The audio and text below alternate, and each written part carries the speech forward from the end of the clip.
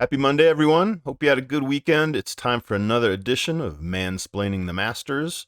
This week's painting is by the artist Amy Sherald. You may recognize her as the woman who painted Michelle Obama's official portrait. Here's some other works of hers. She's really great at turning what would be considered, quote, everyday scenes into iconic, graphic portraits. I think kind of in the tradition of Andrew Wyeth, in the tradition of Hopper, in the tradition of Vermeer as well.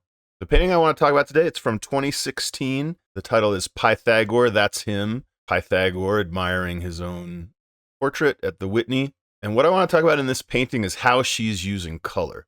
It's a really clever approach. There's actually two things going on here. One of them is the color scheme itself, which I'm going to talk about in a second. But first I want to talk about the hierarchy of color.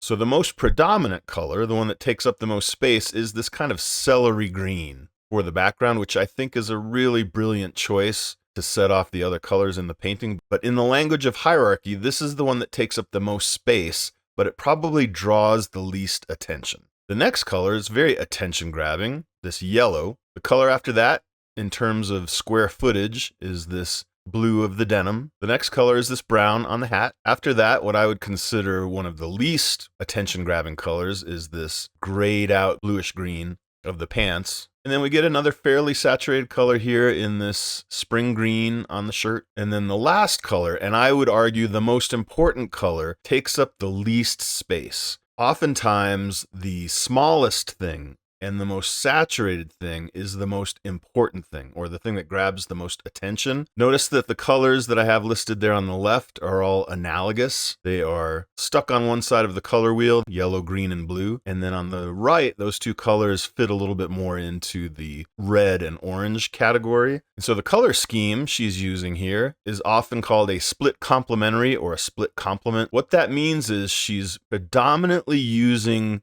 these colors. That makes up, I would say, about 85% of the colors in the painting. And then she offsets this. This is what makes it the split complementary. She offsets those colors with something from directly across the color wheel, which is the orangish red in the pocket cloth. And I want to point out something important. She is not using the green that is directly across. She's splitting. This is why it's called the split complement. She's using yellow, yellow-green, blue, green, and blue, but she's not using a real green. What that does is avoids a kind of Christmas color or a direct complement, the combination of the pure green with the pure red. I would argue the most important color in this painting is in the pocket cloth, even though the focal point, so to speak, is probably the man's eyes and his glasses. But in terms of just abstract use of color, she has this secondary visual hierarchy going on with the color, independent of the subject matter. So I hope that makes sense. It's kind of a difficult concept to explain in such a short amount of time.